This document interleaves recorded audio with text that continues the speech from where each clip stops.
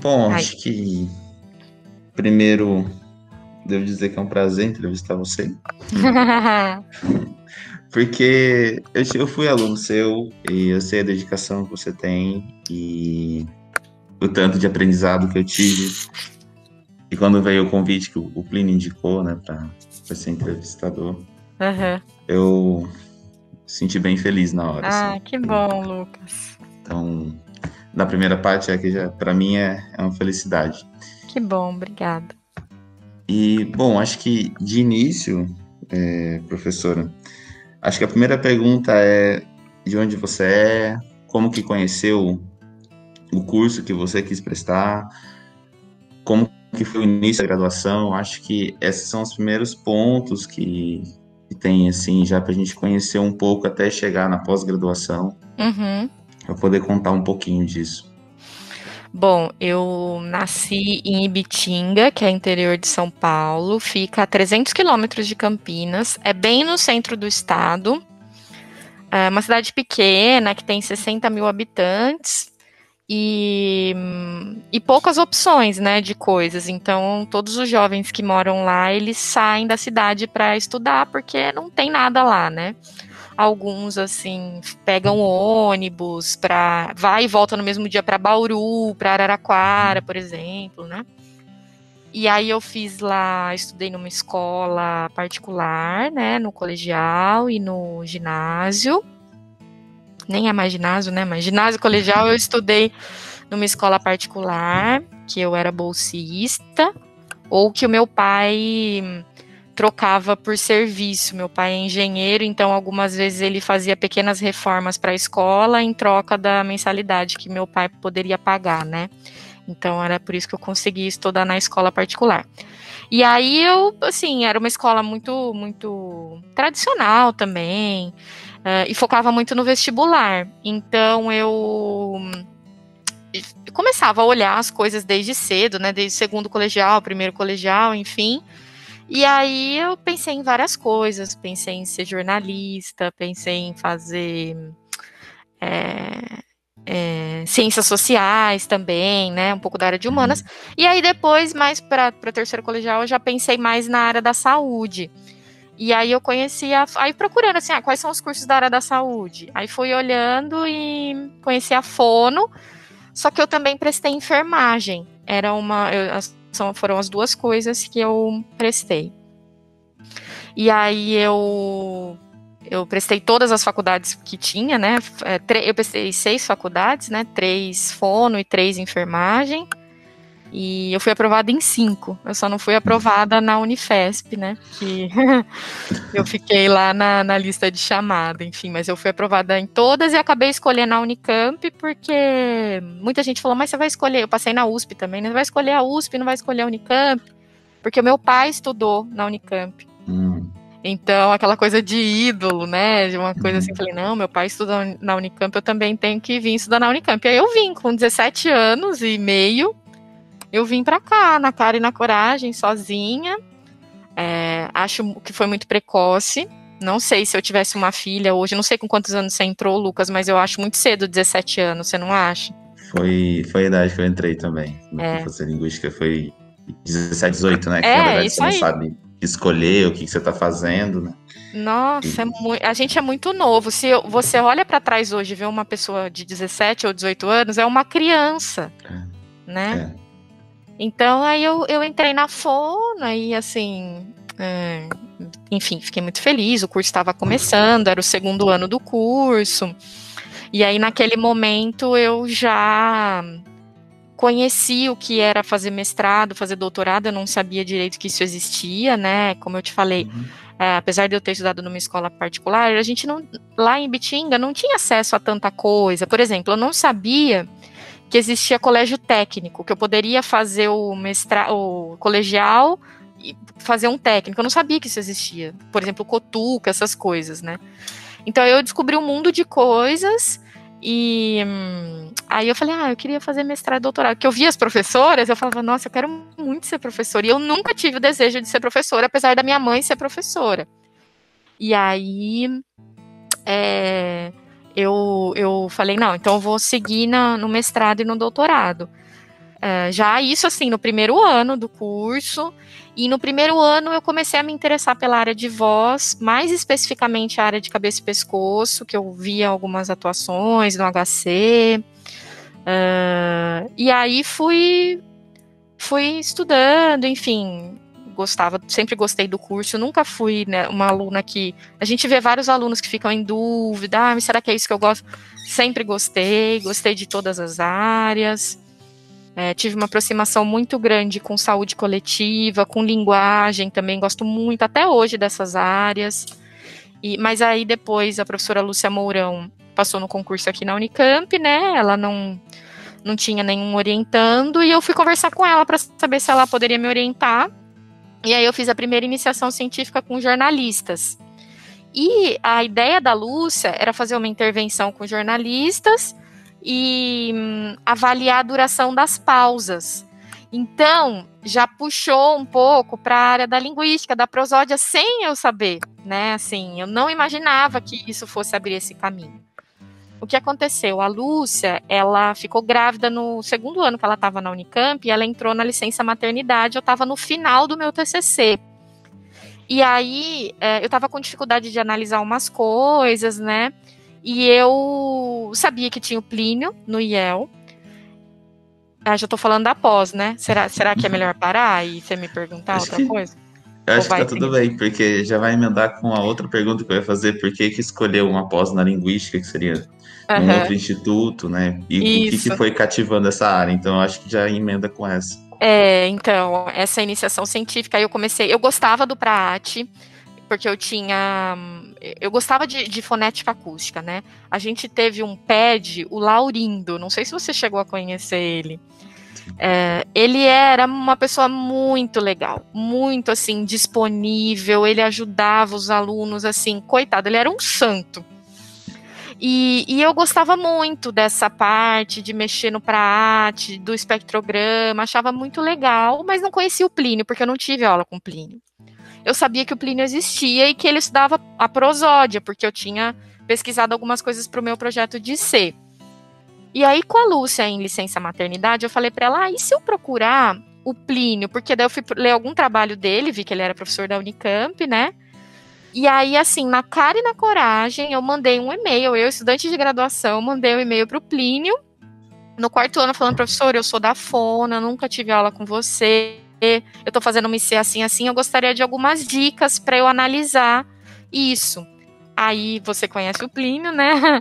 Ele me respondeu e me chamou para uma reunião, me explicou, me deu várias ideias, me deu literatura. E aí, naquela hora, eu falei, meu Deus, esse é o professor que eu preciso ter, né? Assim, por tudo aquilo que a gente conhece do Plínio. Assim, eu fico até emocionada, porque eu tenho uma gratidão, assim, enorme pelo Plínio, né? E aí, nessa hora, eu falei para ele assim, professor, eu gostaria muito de fazer mestrado. Isso já era no segundo semestre do quarto ano, né? Eu gostaria muito de fazer mestrado. Será que você poderia me orientar? Isso no primeiro encontro. Olha que louca, né? E aí ele falou, agora não dá mais, né? Porque já tinha passado o processo seletivo, então no ano que vem você pensa nesse processo seletivo. Aí eu falei, tá bom. E aí passou o tempo, né? Eu me formei, fui fazer aprimoramento, gostava da área de voz, Lucas sempre, mas eu não tinha dinheiro, não tinha condições financeiras para pagar um curso de voz na Santa Casa, que muitas amigas minhas foram fazer, muito menos no SEV, assim. Então eu falei, bom, eu vou fazer o aprimoramento, que é em Campinas, eu já estou adaptada aqui, eu ganhava R$400 por mês, e o outro eu teria que pagar. E aí fiz, quando chegou maio, o Plínio me mandou um e-mail, falando, oi, Ana Carolina, sou o Plínio, você ainda tem interesse no mestrado? Se sim, vamos conversar. Eu falei, meu Deus, o Plínio me mandou um e-mail. E aí começou a minha história na linguística, né? Foi assim, foi porque eu fui buscar mesmo a ajuda do Plínio por estar precisando de uma coisa que vinha da Fono, via a intersecção entre as áreas, e tive, assim, uma identificação muito grande com ele nesse momento. Aí eu prestei o processo seletivo na linguística. Isso, algumas vezes, algumas questões, quando batia muito em patologias de fala, né?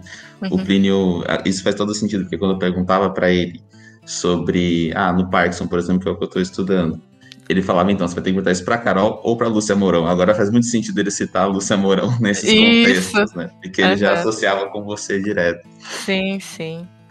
E professora, disso tudo, ainda mais que agora esbarra naquela questão financeira, né? Que o estudante de graduação, ele acaba sempre tendo essa demanda que ele quer estudar, muitas vezes não tem a condição de ficar, né? Isso. Claro que tem as bolsas, que são um auxílio de grande valor, mas a gente sabe que é complicado mesmo assim consegui-las e se manter com elas, né? Em questões de mercado de trabalho, a fonoaudiologia ela tem um mercado de trabalho bem amplo, e a docência é um deles, né? Você pode ir para a docência. Aí a pergunta que fica o que te motivou mais a querer ser docente? Respondeu em parte já falando que as professoras, o Plínio foi motivando a isso, mas também tem aquela coisa mais pessoal, né? Da gente já tem uma motivação também pessoal. E quais pontos do mercado de trabalho que te chamam a atenção da fonoaudiologia, que você acha interessante também, ou poderia ter ido atrás também nesse ponto, outras linhas poderiam ter sido assumidas, que você também acha interessante, além da docência, que é o que te dá mais prazer, né? Sim, sim. Eu, depois que eu me formei, até no primeiro ano do mestrado, eu atuava numa clínica, eu alugava uma sala, porque eu não tive bolsa no primeiro ano. Eu fui classificada, tudo, passei no processo seletivo, mas eu não tive bolsa, eu pedi uma bolsa FAPESP, só que demora o trâmite, né? Então, eu atendia numa clínica, depois, no segundo ano, eu tive bolsa, tudo, só que a bolsa é muito, muito pequena também, né? E aí você já vai se tornando um adulto, você tem outras responsabilidades, né? Eu dependi dos meus pais até eu ganhar minha primeira bolsa de doutorado, que foi em 2012, 2011, talvez. Até lá, meu pai me bancava, né? Porque a bolsa de mestrado era R$1.100, um negócio assim. Acho que não subiu muito, acho que tá 1.500 agora, né? Isso. E aí eu atendia numa clínica, o Plínio, assim, concordava, ele sabia, em 2 dias da semana, um dia eu não tinha muito paciente ainda, né, mas eu alugava uma sala com um amigo e foi dando certo, eu fui tendo pacientes, foi muito legal. O Plínio tinha outras orientandas fono, a Sandra Merlo, por exemplo, e a Aveline. A Aveline era mais, não sei se ela atendia em clínica, mas a Sandra atendia. Então, ele sabia da necessidade também da fono ser uma área clínica, que precisa também da prática, né, clínica. Precisa. E aí eu fui fazendo as duas coisas em conjunto.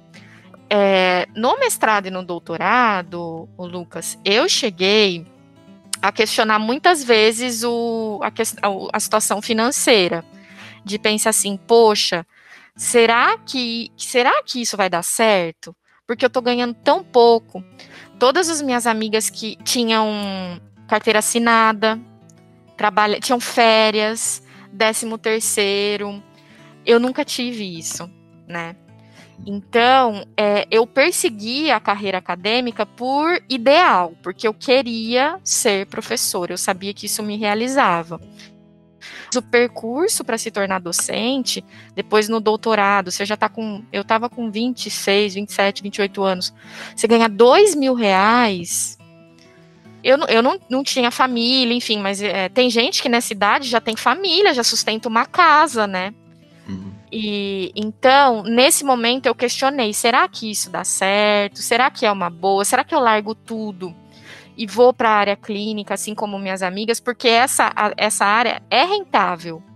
Então, sim, hoje em dia tá mais ainda, mas assim, se você tem uma clínica particular e tem 2, 3 dias de agenda cheia, você já ganha o dobro do que você ganha na bolsa do mestrado e do doutorado. Então, e fora que a ciência não é valorizada, aquela coisa da pessoa falar, você trabalha ou você faz mestrado, né? Você trabalha ou você só faz doutorado? Então, eu vivi tudo isso. Meus pais questionavam às vezes, assim, mas eu fui persistente, mas eu fraquejei no caminho, eu fiquei em dúvida algumas vezes, vou te dizer. Eu continuei porque eu gostava muito. E bom, pelo menos me parece muito, pelos meus colegas doutorandos também, e falo por mim também, que essa fraquejada, isso acontece bastante. É, Eu mesmo me pego pensando, se não compensa a área clínica, pura, direta, ter uma CLT, pensar em décimo uhum, terceiro, porque com 27 anos eu tô pensando, e aí, né? Já não tá na uhum. hora de pensar mais no futuro, né? Mas faz total sentido, total sentido. Tem essa preocupação, mas também tem a realização de depois ser um docente pesquisador Isso, que é diferente também. é, Você pensar que a pessoa está elaborando uma pesquisa para favorecer o que as pessoas vão aplicar na prática é uhum, diferente de você estar aplicando lá e estar sim. desenvolvendo na prática, né? Eu fui seguindo, assim, eu sempre quis ser professora, era o meu sonho, assim. É claro que a coisa da remuneração, né, de um concurso docente, ela é, né, aí a partir do momento que você é aprovado no concurso docente, aquele pessoal que ganhava mais que você ficou para trás, entendeu? Pelo menos na fono, não em todas as áreas, por exemplo, na medicina não é assim, na engenharia não é assim. Mas na fono, acredito que na linguística também seja, você tem poucas chances, mas se a chance dá certo, tudo aquilo valeu a pena, entendeu? Uhum. Porque aí você está num outro patamar financeiro também, né? Então, a questão financeira é importante. E um ponto, professora, você é fono e você Uhum. fez pós-graduação, seria em outra área, não foi em área Isso. de saúde, acabou sendo na área de Uhum. humanas. Isso. Isso interferiu em algum ponto positivo ou negativo na sua carreira de fono docente? Você acha que isso contribuiu de alguma Com forma positiva? certeza. Com certeza de forma positiva. Eu não vejo nenhum ponto negativo. Eu achei ótimo ter ido fazer a pós no IEL. Eu fui para outro lugar, né? Então, conheci outras pessoas que tinham outras ideias, outras formas de escrever, de se posicionar. Então, assim, a experiência foi muito rica. Fiz grandes amigos aí na linguística. E a linguística me ensinou muitas coisas que a fono não ensinou. Uma delas foi a parte da estatística, com Plínio, né? Então, assim, a linguística, desde a graduação, está anos-luz na frente de ensino de estatística do que a fono. A linguística tem uma disciplina, né, que o Plínio que dá, né, Tem. de lógica e estatística, né, estatística É, e lógica. é estatística de corpos também, né? Então, assim, é outro... Então, assim, isso eu achei muito legal. Eu fiz PED aqui, quando eu era aluna do doutorado e do mestrado, mas achei que a linguística me levou a outros tipos de evento. A linguística me possibilitou fazer o doutorado sanduíche. Não sei se aqui na Fono eu teria isso, Uhum. mas pela linguística, por ser um programa forte, né? Eu tive bolsa FAPESP no doutorado inteiro. Então, assim, eu tive coisas que eu acho que eu só consegui porque eu estava na linguística. E você foi para a PESP no segundo ano de mestrado e depois no doutorado, né? Isso. É isso, É. né? Uhum. Sim. E, bom, acho que essa era a parte do mercado de trabalho, que também já é sempre uma pergunta para quem está fazendo na pós, né? Assim, Uhum. a pessoa fica mais preocupada se aquilo tudo vai valer a pena no final Sim, de mas tudo. vale a pena. Vale, Eu acho que vale super. vale. Eu concordo, eu sou da opinião que vale. É, É, bom, tem duas perguntas aqui que seriam as duas últimas, né? tá. Uma delas é sobre quais seus projetos atuais, aqueles que você está mais envolvido agora, projetos de pesquisa, o que está desenvolvendo mais atualmente, né? Porque Uhum, teve a sua carreira de mestrado, doutorado, que foi a sua pesquisa, os seus temas, uhum, e o que, como docente, agora você está mais desenvolvendo, o que você está mais em contato, qual área você está mais em contato também. uhum. É, posso responder essa ou você quer falar? Tá. Pode ser. É, o que eu mais tenho pesquisado é a área de voz clínica, que é uma área mais geral, e um pouco da área de voz na saúde do trabalhador, que é com os trabalhos com os professores, né, as condições de produção de voz dos professores. E um pouquinho também de voz dos transgêneros, assim, são os alunos que eu estou orientando. E uma aluna nova minha que vai ir para a área da fonética forense. Então, assim, eu mesmo estando aqui na Fono, praticamente, deixa eu pensar, de todo mundo que eu oriento, deve ter um ou dois que não usa análise acústica, fonético-acústica nos projetos. Então, sempre tem a parte da fonética acústica, da análise prosódico-acústica. Então, apesar de eu estar na voz clínica, de estudar os fenômenos da voz em diferentes profissionais, ou determinadas características da voz, tudo que eu faço tem alguma coisa que eu aprendi aí com o Plínio, da minha formação. Seja na extração dos parâmetros, seja no tipo de parâmetro que eu escolho, né? Então, a minha área eu poderia dizer que é voz, mas com enfoque na fonética acústica. O que eu faço com saúde do vocal do professor tem mais um enfoque de saúde coletiva. Isso eu não tenho muito na parte de acústica, mas todo o resto, todos os projetos dos meus alunos têm acústica. Legal. E uma dúvida, assim, acho que é só um ponto. Tendo análise acústica, acho que tem uma chance grande de ter também análise estatística, né? Todos, com certeza, sim, com certeza. Não, perfeito. E a última que também acho que fica, seria uma pergunta também que eu vou me beneficiar da resposta, que é: quais conselhos e dicas você daria para quem está cursando pós-graduação no programa de linguística ou nos programas de pós-graduação em geral, nesse momento? Olha, eu acho que tá um momento bem difícil para ser aluno de pós-graduação, né? Para ser docente também tá, viu, Lucas? Não é só para ser aluno, não. Para quem tá, acho que na linguística, né, pensando aí no programa do IEL, eu diria para aproveitar todas as oportunidades, assim, de fazer as disciplinas, além das obrigatórias, disciplinas letivas, às vezes que não tinha nada a ver com o meu projeto. Por exemplo, eu fiz línguas indígenas com o Vilmar, de eletiva, não tinha nada a ver com o meu projeto, mas, assim, é tão legal porque você entende outros fenômenos, né? Eu acho que a linguística, ela tá tão ligada às questões socioculturais, né? Acho que você entende muitos fenômenos sociais de outra forma.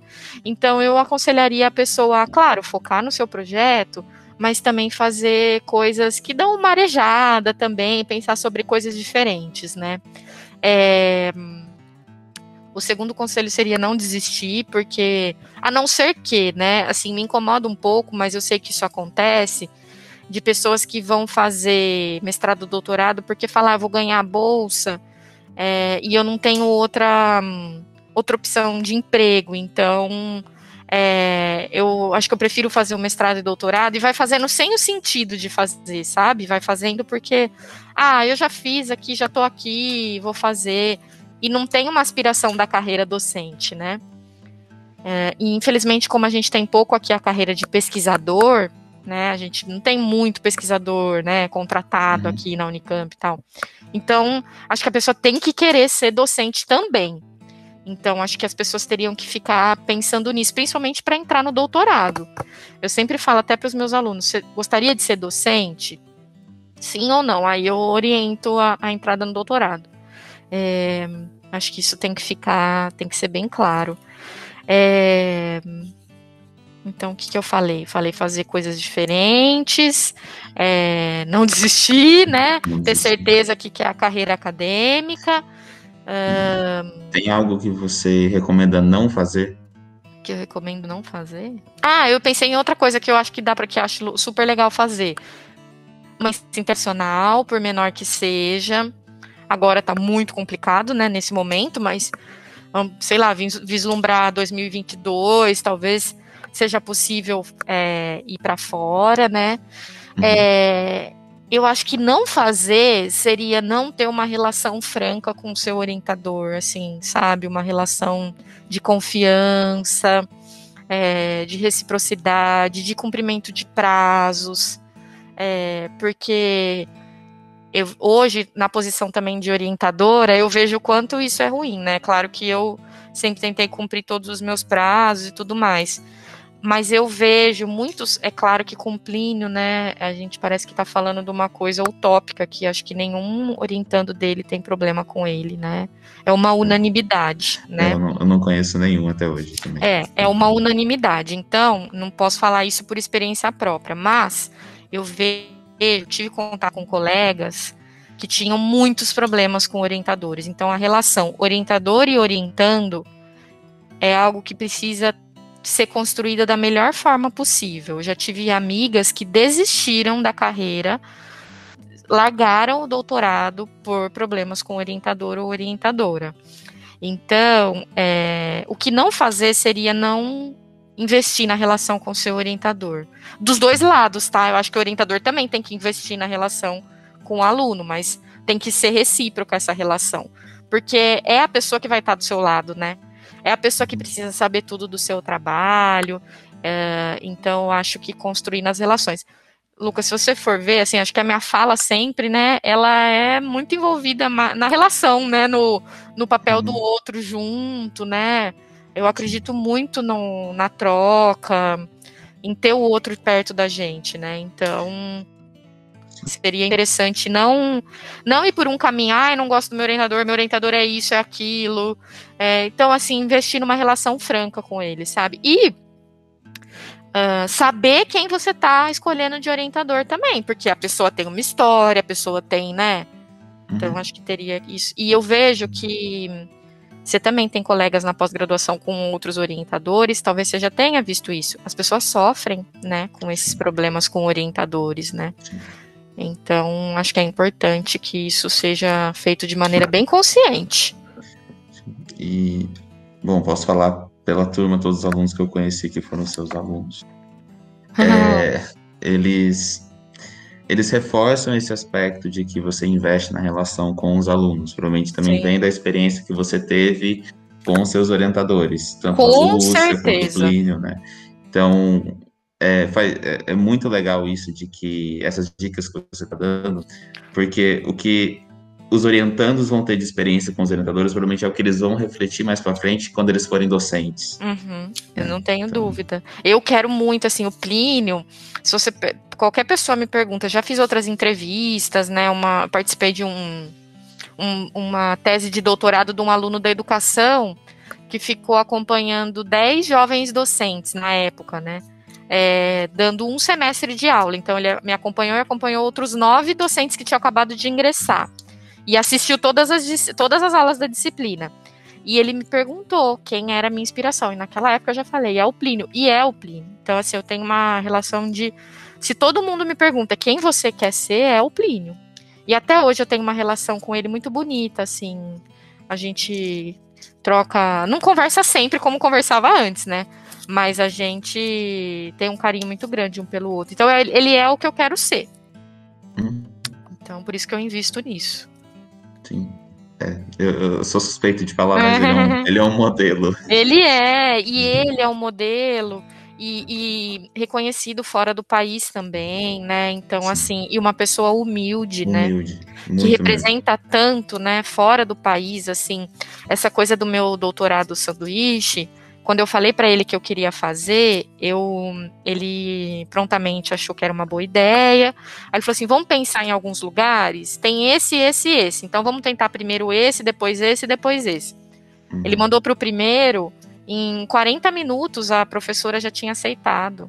Então, assim, sabe, olha o prestígio desse cara, a mulher lá da Universidade de Illinois, nos Estados Unidos, não tinha nem obrigação, ele mandou, você aceitaria uma aluna brasileira minha? Claro, eu aceito, é o nome dele, é o que ele construiu, entendeu? Sim. Já tive essa experiência, parênteses, vou fazer, eu tenho um irmão que faz doutorado na China, em linguística. Que legal! E ele é mais velho que eu, ele é 4 vezes velho, mas em um momento perguntaram quem que era o meu orientador aqui.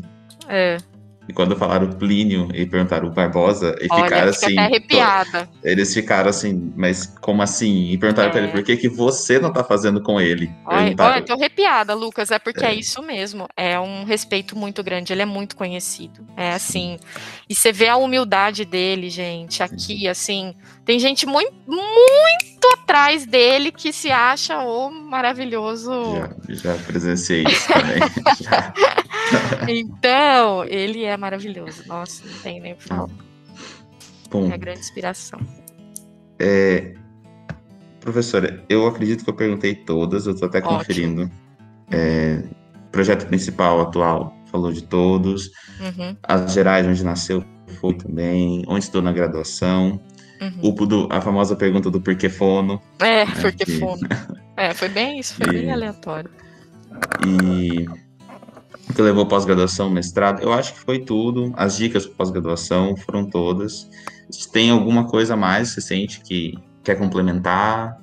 Eu acho que não. Acho que é, pensando assim que é para o programa de pós-graduação, né, de linguística, assim, eu tenho uma enorme gratidão por ter cursado o programa. Me ajudou muito. É um programa extremamente organizado, assim, em termos de documentação, tudo que eu precisei, assim, de sempre, né? Assim, foi um programa que me ajudou muito, assim, eu gostei demais de ter feito o programa, então eu indico, eu acho que é um programa, assim, maravilhoso. Com certeza abriu muitas portas para mim. E É isso. acho que sendo tudo isso, professora, eu só posso falar que foi um prazer, foi ótimo. Obrigada. Tanto ser seu aluno, quanto Ah, entrevistar você, rever você também. sim. E agradeço, né, a entrevista, a ótima, na verdade, porque respondeu todas, deu várias dicas, contou toda a carreira e falou bastante de coisas reais, né, que o Sim, doutorando, o pós-graduando passa bastante. E também falou um pouco da realidade da fono, né, porque também é um curso do IEL, também propaga sim, um pouco mais do que precisa passar por aqui, aumenta mais esse contato entre os dois sim, cursos. Muitas vezes gera dúvida, já vi pessoas que vieram me perguntar, mas e aí, como é que é lá na Fono? Pessoas que são da linguística que vêm perguntar, porque eles têm uma relação um pouco distante ainda, de algumas sim. formas. E o vice-versa também acontece. Pessoas que são da Fono, teve até uma aluna recente, né, acho que é a Thaís, Uhum. que veio perguntar como que era a linguística, agora ela está fazendo Ela linguística tá, mesmo. né? Eu fiquei super feliz que ela Então, reingressou. eu acho muito bacana quando acontece essas trocas. Enquanto Sim, tem um professor que fala que fez também esse caminho em algum sentido, né? aham. Eles conseguem espelhar melhor o que eles estão fazendo. Sim, com certeza. E gratidão, professor. Obrigado mesmo por Obrigada a você, tudo. Lucas. E o Thiago E, também aí e pela, Tiago, pela oportunidade, o Plínio, não sei quem que foi que indicou, mas foi ótimo. professora, obrigado de Obrigada a novo. você. Bom, vou mandar.